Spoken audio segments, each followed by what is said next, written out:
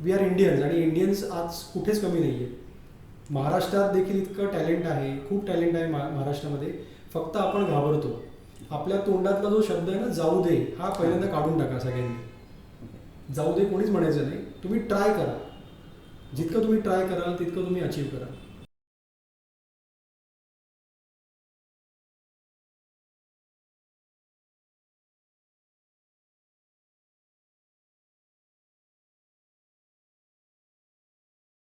नमस्कार मित्रांनो, मराठी पॉडकास्ट पुष्पच्या या नवीन भागामध्ये आपल्या सर्वांचं स्वागत आहे. मित्रांनो, आपण लाईफमध्ये अशा अनेक पर्सनॅलिटीजला भेटतो की ज्यांचा कळत नकळत आपल्यावरती प्रभाव पडतो किंवा त्या आपल्या कायम स्वरूपीच्या लक्षात राहतात. आज अशाच एका पर्सनॅलिटीला आपण भेटणार आहोत. नॅशनल इंटरनॅशनल अवॉर्ड विजेते फोटोग्राफर, फिल्म फोटोग्राफी करणारे, त्यावरूनसुद्धा मी म्हणेन की passionate photographer Shri Ranjan Zingade sir. Sir, तुमचं मराठी पॉडकास्ट पुष्पवरती मनपूर्वक स्वागत आहे. Thank you so much. थँक्यू. तर दादा, मला पहिल्यांदा असं दर्शकांनाही सांगायचं की आपण एपिसोड आपला रिलीज होईल त्यावेळी वर्ल्ड फोटोग्राफी डे आहे, त्या निमित्तानं आपण हा एपिसोड शूट करत आहोत. तर what is mean photography for you? तुमच्यासाठी फोटोग्राफी म्हणजे काय? ओके मुंकर, थँक्यू सो मच. मला या पॉडकास्टमध्ये तुम्ही सामील करून घेतलं. आणि जर सांगायचं गेलं की वर्ल्ड फोटोग्राफी डेबद्दल आपण हा एपिसोड आता बनवतो आहे बेसिकली. आणि तू एक चांगलं काम करतो आहेस की तू यंग जनरेशनला या गोष्टी दाखवतो आहेस की स्किल डेव्हलपमेंट काय आहे. आणि त्यातनं म्हणजे मी थोडंसं मागे जाईन. मी थोडंसं आधीचं सांगेन की जसं तू म्हटलंस की माझ्यावर एक प्रभाव पडलेला आणि एक पॅशनेट फोटोग्राफर म्हणून मी तुम्हाला बघत होतो, तसं माझ्या जीवनात पण एक पॅशनेट फोटोग्राफर होता की ज्याला बघून मी माझी फोटोग्राफी चालू केली. आणि ते होते माझे मोठे भाऊ रविराज झिंगाडे. त्यांचं काम बघून त्यांना फॉलो करून मी बऱ्याच गोष्टी शिकलो. म्हणजे मी रविदादाच म्हणतो त्यांना. तर ते आमचे जे स्कूल ऑफ आर्टचे स्टुडंट होते. आणि मला आठवतं आहे मी मुंबईचा आहे ॲक्च्युली मूळचा. सो मी लहान असेल, एक 7वीत 8वीत वगैरे असेल त्यावेळेस दादा जेव्हा त्याच्या असाइनमेंट कंप्लीट करायचा तेव्हा त्याला एक मॉडेल लागायचं. तर तो मॉडेल म्हणून आम्हाला कायम, मला, माझ्या बहिणीला किंवा माझ्या घरातल्या सगळ्यांना तो मॉडेल म्हणून तिथे उभं करायचं. आणि त्याचा जो वर्कफ्लो होता काम करण्याचा, हा मी नीट बघायचो की अरे तो कॅमेरा त्यांनी ट्रायपॉडवर ठेवला. आता तरी आपण डिजिटल युगात आहोत, पण त्यावेळेस पूर्णपणे फिल्म, म्हणजे आज शूट केलं की आपल्याला रिझल्ट 10 दिवसानंतर दिसणार, असं ते युग होतं. तर त्यावेळेस ट्रायपॉड असणं कंपल्सरी होतं. ट्रायपॉडवर तो कॅमेरा ठेवून आम्हाला काही स्लो शटर फोटोग्राफीसाठी तो बसवायचा. तर मला ते फार आवडायचं की ही प्रोसेस बघायला. तो कॅमेरा, तो स्टँड किंवा त्याच्या मागची जी गणितं आहेत, ते जे कायम उच्चार व्हायचा की 5.6 आहे, 15 शटर स्पीड आहे. तर हे मला खूप फॅसिनेट करायचं त्यावेळेस. त्यामुळे एक असिस्टंट पण खूप गोष्टी शिकू शकतो. जसं विकेटकीपरला बॉल कसा पडणार आहे, त्याचा बॉलचा टप्पा कसा येतो हे कळू शकतो आणि तो चांगला बॅट्समन होऊ शकतो, तसं माझ्या बाबतीत काहीसं घडलेलं आहे. त्यामुळे मी माझ्या मोठ्या भावाला खूप जास्त श्रेय देईन. कारण आज तुमच्यासमोर मी बसलो आहे किंवा मला जे जग ओळखतं हे फक्त त्याच्या एका एक स्पार्क म्हणतो आपण, त्यांनी जो एक स्पार्क सोडला, त्याच्यातनं तो निर्माण झालेला फोटोग्राफर तुमच्यासमोर आता दिसतोय तुम्हाला. जसं सांगितलं की वेडिंग फोटोग्राफी तुम्ही दादांकडून शिकलात, पण त्याही पुढे तुम्ही जाऊन, जसं आत्ता आपण सांगितलं की तुम्ही भारतातले पहिले वेडिंग फोटोग्राफर किंवा वेडिंग फोटोग्राफरला जो रिस्पेक्ट मिळवून द्यायचं काम केलं ते तुम्ही केलं. तर ही जर्नी कशी होती किंवा या संदर्भामध्ये तुम्हाला काय सांगावं असं वाटेल? पूर्वी वेडिंग फोटोग्राफीला फार एक दर्जा कमी होता. म्हणजे जसे मी असं कोणाचं नाव घेणार नाही, पण जसं बँडवाले आहेत की बँडवाले असं म्हटलं जातं, तसं फोटोवाले असं त्यांना तिथे उच्चारलं जायचं. तर माझी आई या बाबतीत थोडीशी जसं बाळासाहेब ठाकरे जसे होते त्या टाईपचं तिचं व्यक्तिमत्व आहे. आणि ती तेवढीच परखडपणे सगळ्या गोष्टी मांडत असायची. त्यामुळेच आम्ही मे बी इतक्या स्ट्रॉंगली ते पुढे मांडू शकलो. मला वाटतं 2009 साली बेटर फोटोग्राफी आणि कोडॅक, त्या दोघांनी मिळून एक वेडिंग फोटोग्राफरसाठी इंडियातल्या एक कॉम्पिटिशन भरवलं की ज्या कॉम्पिटिशनमध्ये एक वेडिंग फोटोग्राफर, इंडियातली वेडिंग फोटोग्राफी मार्केट काय आहे किंवा वेडिंग फोटोग्राफर कसा आहे, इंडियन वेडिंग फोटोग्राफर कसा आहे हे आपण जगापुढे मांडूया, असं त्यांनी तो ॲक्च्युली विडा उचलला. त्याची प्रिपेरेशन तुम्हाला काय करावे लागले, फोटोज वगैरे कसे काय तुम्ही तिथे पाठवले होते? तर मी एका अगदी बेसिक लग्नात एक फोटो काढलेला जो मला खूप आवडला. मी माझ्या भावाला दाखवला, भावानी पण त्याला अप्रिशिएट केलं की नाही, जी थीम त्यांनी दिलेली आहे त्या थीममध्ये हा अगदी योग्य बसतोय, त्यामुळे तो बिंदास पाठव. मला आठवते मी आय थिंक 20 रुपयाची प्रिंट केली आणि ती पोस्ट केलेली आणि मला एक आठवड्यानंतर फोन येतो की नाही, तुमचा फोटो सिलेक्ट झाला आहे आणि तुम्ही जर पुढचे विनर असाल तर तुम्हाला बोलवलं जाईल. मला आठवड्यानंतर परत फोन येतो आणि मला ते लोक सांगतात की नाही, तुमचा फोटो हा जजेसला आवडला आहे आणि तो फायनल राऊंडला गेला आहे, त्यामुळे तुम्ही पहिले 6 इंडियन 6 फोटोग्राफर जे आम्ही निवडले त्यातले तुम्ही एक आहात. तर त्यावेळेस ॲक्च्युली डोळे मोठे झाले आणि थोडंसं भीती पण वाटायला लागली, कारण जबाबदारी वाढलेली. आणि त्यांनी आम्हाला असं सांगितलं की तुम्ही मुंबईला येऊन एक छोटं कॉम्पिटिशन असणार आहे, ते कॉम्पिटिशन तुम्ही परफॉर्म करायचं आणि बाकीच्या गोष्टी तुम्हाला आम्ही तिथे सांगू, फक्त कॉम्पिटिशन तुम्ही परफॉर्म करायचं एवढंच त्यांनी तिथे सांगितलं. सो तो दिवस आला, मला बोलवलं गेलं. आम्हाला अख्खा एक दिवस दिलेला, ज्यात मला वाटतं 2 तास दिलेले. त्या 2 तासात मी ते कॉम्पिटिशन कंप्लीट केलं, फोटो सबमिट केले आणि मी पुण्याला आलो. त्याच्यानंतर त्यांनी एक डेट दिली की या डेटला आपलं ग्रँड फिनाले होणार आहे, तर तुम्ही तुमच्या फॅमिलीसोबत या. तर एखादा ॲवॉर्ड शो कसा असतो, फिल्मफेअरचा ॲवॉर्ड शो, त्या टाईपचं त्यांनी तिकडे पूर्णपणे सेटअप केलेला आणि इतकं सुंदर त्यांनी, म्हणजे जो सन्मान वेडिंग फोटोग्राफरला मिळायला हवा तो त्यांनी तिथे पूर्णपणे दिलेला. त्यानंतरची तुमच्या भावना कशा होत्या, की ती रात्र तुमची कशी होती? त्यानंतर जेव्हा माझं नाव अनाऊन्स झालं तर माझी आई होती, माझी मिसेस होती, माझा भाऊ होता, माझा मुलगा होता तिथे. सगळे रडायला लागले, सगळ्यांनी भरभरून तारीफ केली आणि तो क्षण मी अजूनही विसरू शकत नाही की ज्या दिवशी मला तो अवॉर्ड मिळाला, ती रात्र, म्हणजे जसं ऋतिक रोशनचं वन नाईट स्टार झालं तसं मला तो एक फिलिंग आलेला की नाही, आपल्याला त्या एका अवॉर्डमुळे पूर्ण माझं लाईफ चेंज झालं पूर्णपणे. म्हणजे माझ्या राहणीमानात, माझ्या ओव्हरऑल सगळ्या वागणुकीत माझ्यावरची जबाबदारी पडलेली, कारण फोटोग्राफी नुसती फोटोग्राफी नव्हती त्यावेळेस, त्याच्या पुढे.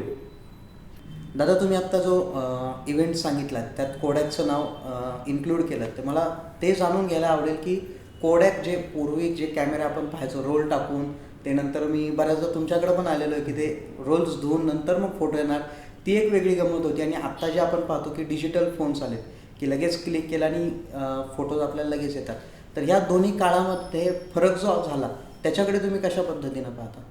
ओके,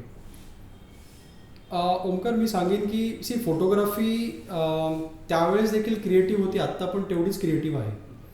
मुलं आत्ताची जी आहेत, म्हणजे आत्ताचं जे जनरेशन आहे हे खूप, त्यांचं व्हिज्युलायझेशन खूप स्ट्रॉंग आहे. म्हणजे पूर्वी आम्हाला एखादा सीन आयडेंटिफाय करायला थोडा वेळ लागायचा, पण त्यांना आत्ताच्या जनरेशनला तो सीन आयडेंटिफाय करणं किंवा लाईट पाहणं हे खूप सोपं झालं. हा फोटोग्राफी करताना की आपण ज्यावेळी तुम्ही एक फ्रेम समोर कॅमेऱ्यात पाहता त्यावेळी काय काय तुम्ही त्याच्यामध्ये बघता, इन्क्लूड करता? जर मला फ्रेम एखादी दिली वेडिंगमध्ये, तर मग वेडिंगमध्ये सर्वप्रथम मी कलर्स बघेन, कारण इंडियन वेडिंग्स जे आहेत हे सगळे कलरफुल आहेत. जेवढे आपण जास्त कलर्स दाखवू तेवढं आपलं पिक्चर चांगलं दिसेल. सेकंड थिंग, जर माझ्यासमोर सब्जेक्ट आहे वडील आणि मुलगी किंवा वडील आणि ब्राईड, तर मग मी त्या दोघांचं रिलेशनशिप दाखवण्याचा प्रयत्न करेन. किंवा जर ते नॅचरली मला मिळत असेल, मला रादर त्यांना गाईड करणं, ज्यात मी त्यांना डिरेक्ट करतो की नाही तुम्ही असे बघा, असं खांद्यावर हात ठेवा किंवा तुम्ही त्यांच्याशी गप्पा मारा, ह्यात कुठेतरी तो त्यांचे इमोशन्स ते लोक, म्हणजे ते ॲक्च्युअल इमोशन देणार नाही. जर त्यांचे ॲक्च्युअल इमोशन मला हवे असतील तर मला त्यांना ते जसे वागतायत, जसं सीन घडतंय तसं मला ते शूट करणं अपेक्षित. पण तुमचं बऱ्याचदा असं मी नोटीस केलं की तुम्ही आहे त्या सिच्युएशनमधून फोटो घेऊन पुढे जाता, तर मग ती जे कामनेस तुमच्या डोक्यामध्ये असते किंवा ते पेशन्स, त्याचं या प्रोफेशनमध्ये किती जरूरत राहते? बरंच आहे. तुम्ही म्हणजे वेडिंग फोटोग्राफरच्या जिभेवर कायम साखर, साखर, गूळ, जे काय म्हणाल तुम्ही ते हवं, आणि डोक्यावर बर्फ.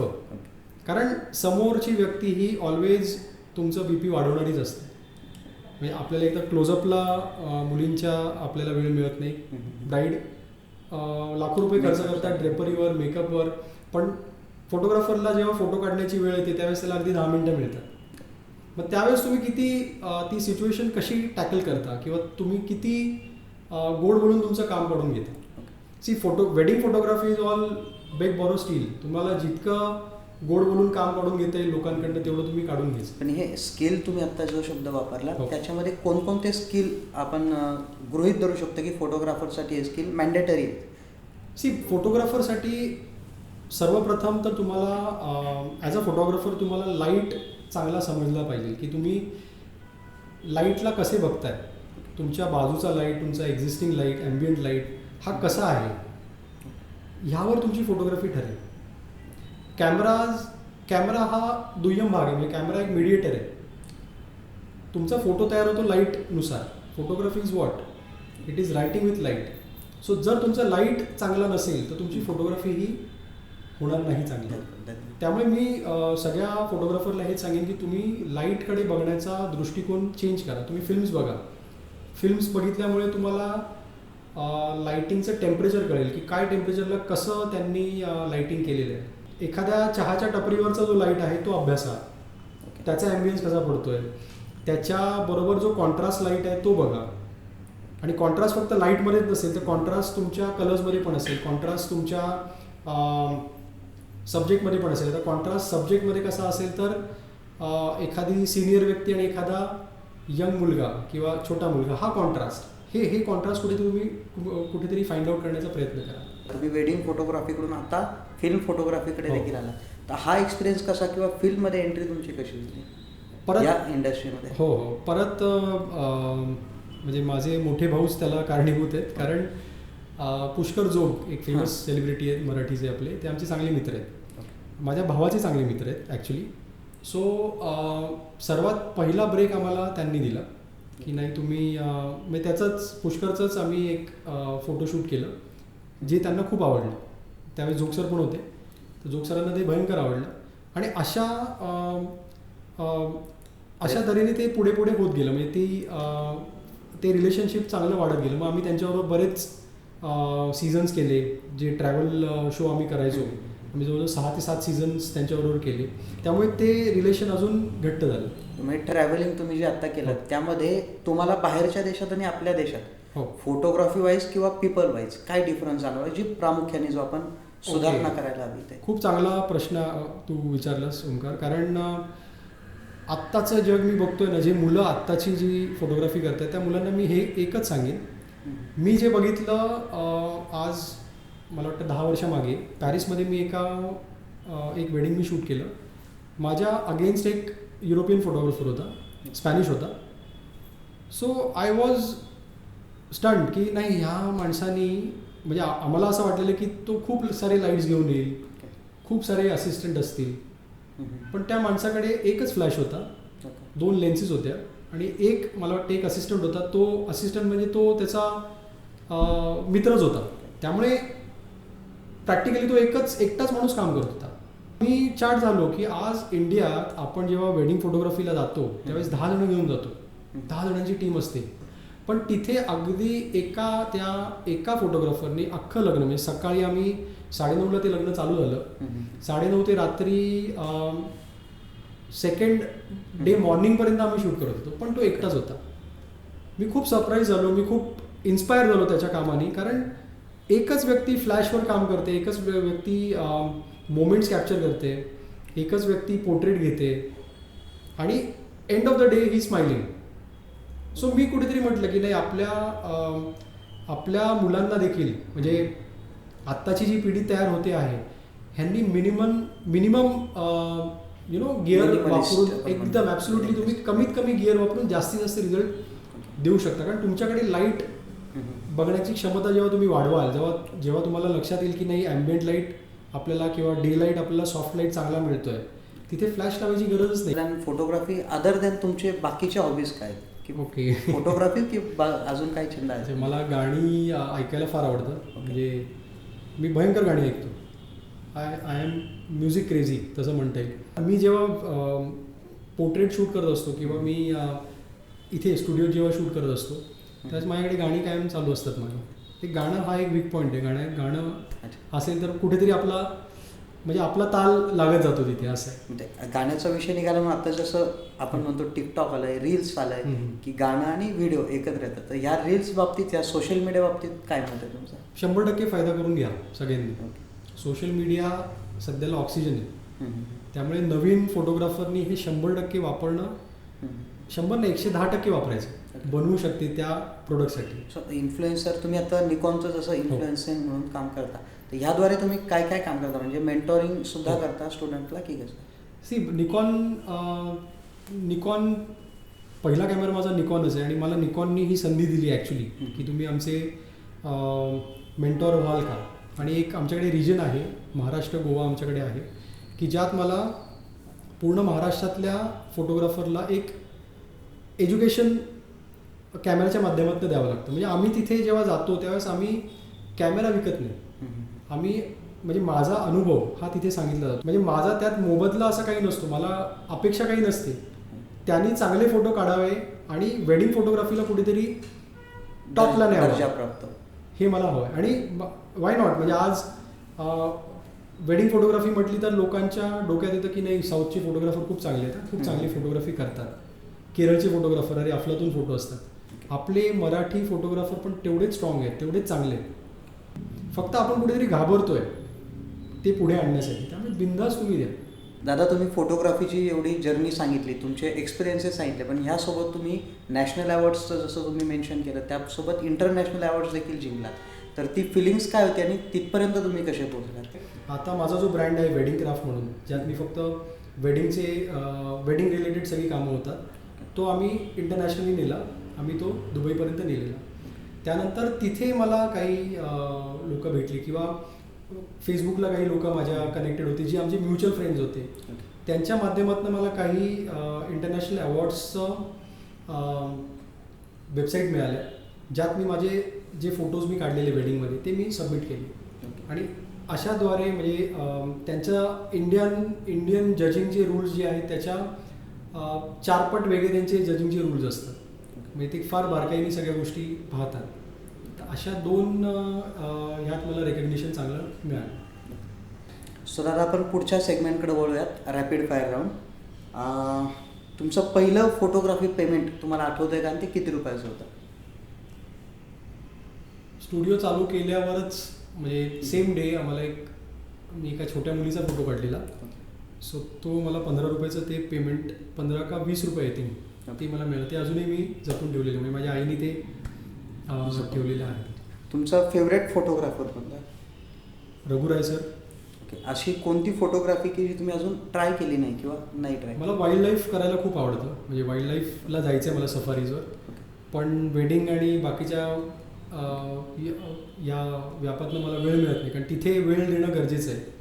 आमच्या इकडे समोर ब्राईड ग्रूम असतात, तिथे वाघ असतो, त्यामुळे तेवढं पेशंटली आपल्याला काम करावं लागतं. ओके. सो ते ट्राय करायचं मला. कुठली फोटोग्राफी जास्त आवडते, film photography, wedding photography? Tricky question आहे, दोन्ही चांगलेच आहेत, पण ब्रेड अँड बटर माझं वेडिंग आहे आता, त्यामुळे I go for wedding. So जास्त मजा शूटला कुठे येते, इनडोअर की आउटडोअर? ओके. सो जेव्हा मी प्री वेडिंगला जातो बाहेर, त्यावेळेस मग आम्ही चांगले फोटोज काढतो आमचे स्वतःचे, सेल्फी काढतो आणि ते घरी पाठवतो. आणि घरच्यांना आम्ही थोडंसं जेलस फील करायला होतो की बघा आम्ही कुठल्या लोकेशनला आहे. तो एक वेडिंग फोटोग्राफर होण्याचा हा एक फायदा आहे, किंवा फोटोग्राफर होण्याचा हा फायदा आहे की तुम्ही जग बघू शकता आणि दुसऱ्यांना जळवू शकता. सो यासोबत आपण पॉडकास्ट समाप्त संपूयात, थोडक्यात क्लोज करूयात. सो तुम्ही जे यंग जनरेशन आता फोटोग्राफीकडं ॲज अ हॉबी किंवा ॲज अ प्रोफेशन म्हणून पाहताय, तर त्यांना काय मेसेज द्या? मित्रांनो, मी एकच मेसेज देईन की तुम्ही प्रत्येकाने फोटोग्राफीला फक्त हॉबी म्हणून बघू नका. त्यात एक चांगलं करिअर आहे. आणि जे म्हणजे मी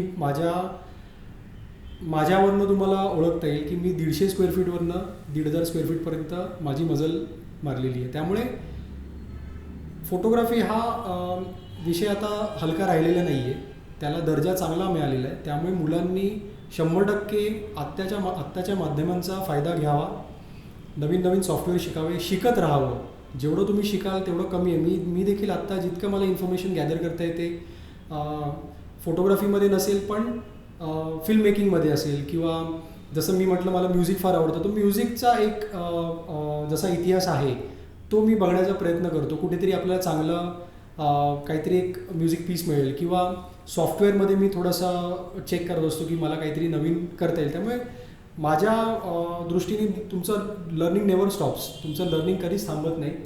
त्यामुळे जितकं शिकाल तेवढं कमी आहे. शिकत राहा.